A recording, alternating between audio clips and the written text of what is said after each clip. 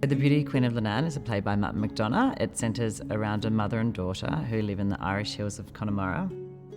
The daughter's name is Maureen. She's been caring for her mother Mag for 20 years, and their relationship has become quite fraught. I'd always been a fan of Martin McDonagh.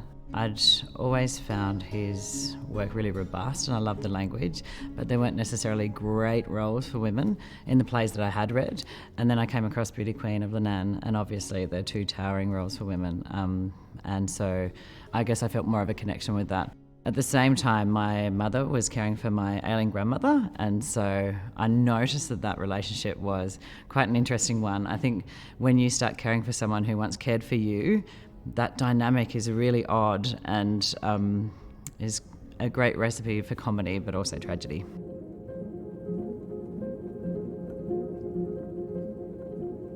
Maureen and Mag have been living together for 20 years, let alone all of the time that they lived together before that as well. When Maureen was growing up, the difference was her sisters were there then. That extreme, cramped environment that they're living in, of course things are going to get complex, of course they're going to go deep, of course they're going to be mean to each other, of course that's going to become normal. And there's something that they enjoy about this back and forth and the argy-bargy, who's right, who's wrong. They're always one-upping each other, who can be the most extreme, who can win the argument. They only have each other to riff off. So, of course, it's going to get complicated. Mag is 70 years old, but she's been living on beige food for a very long time. She lives on porridge, she lives on tea, there's nothing in her world that is giving her really any sustenance, so her physical health has really gone downhill. I think the tricky thing is when you're caring for someone for so long, you remember them when they were more able-bodied. And I think for Maureen, she feels that her mother is perhaps not as incapacitated as what she is saying that she is, and that actually she could do more things for herself, but she just wants Maureen to do it all for her. But the truth is, Mag really is incapacitated. She can't leave the house without the help of Maureen, so she really is trapped inside this house. And she's so incredibly scared of being there alone. Maureen, on the other hand, is trapped there by her mother and having to care for her mother. There's a lot of fear for her of leaving Connemara, like the only time that she did when she went to Leeds to work cleaning toilets in an office. She had a really bad experience, which led to her first breakdown. So the thought of leaving home is very scary to her, and she can't do it alone. I'm so fond of the 90s in so many different ways.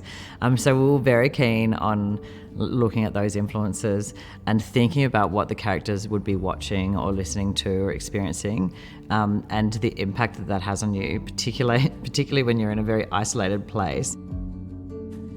The black dress that Maureen wears to the party, it's in the script that she's wearing a little black dress. It feeds into kind of all of those influences that she was seeing on television and in the magazines, and what makes you a sexy woman, and what you need to do to catch a man. We talked a lot about if there was like a still image of this play that wasn't in the theatre, it would be Maureen in that tiny dress in the freezing cold, standing at the train station, and there's no one there.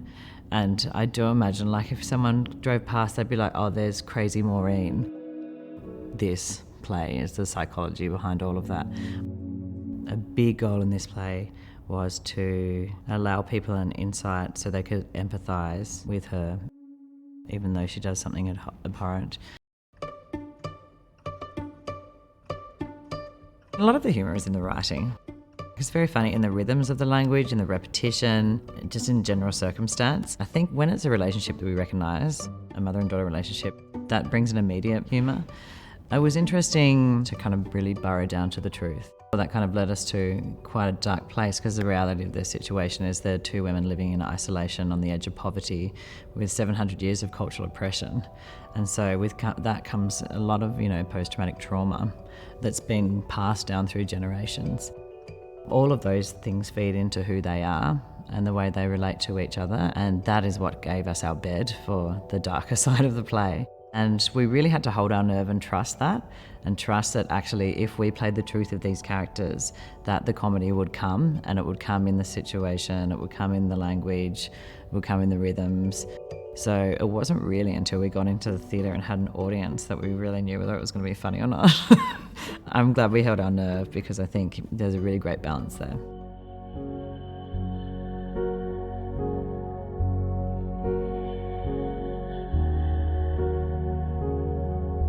But a big part of the claustrophobic nature of their relationship is they are living in isolation somewhere that has a lot of space around them. And so I knew that the landscape was a very important part of that psychology in this production.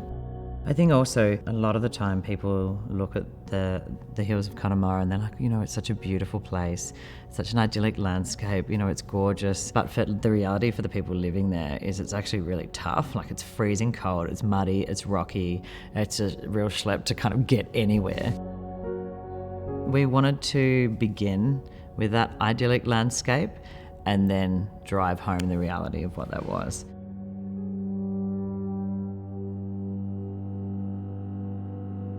McDonagh's very specific in his language. We knew that that was our key. We knew that we really need to burrow down and find the rhythms, because within those rhythms you find the thought patterns of the characters. So punctuation is really key in this. We went into a really detailed dissection of the play and we did it all together. So even though some people went in some scenes, we did it together, so we were all making sure that we were all telling the exact same story. There's also, a billion stage directions in this play, and all of the physical action is really, really important. Once we'd broken it up around the table, we spent about a week, we got up on the floor and we mapped in very specifically all of the physical action of the play.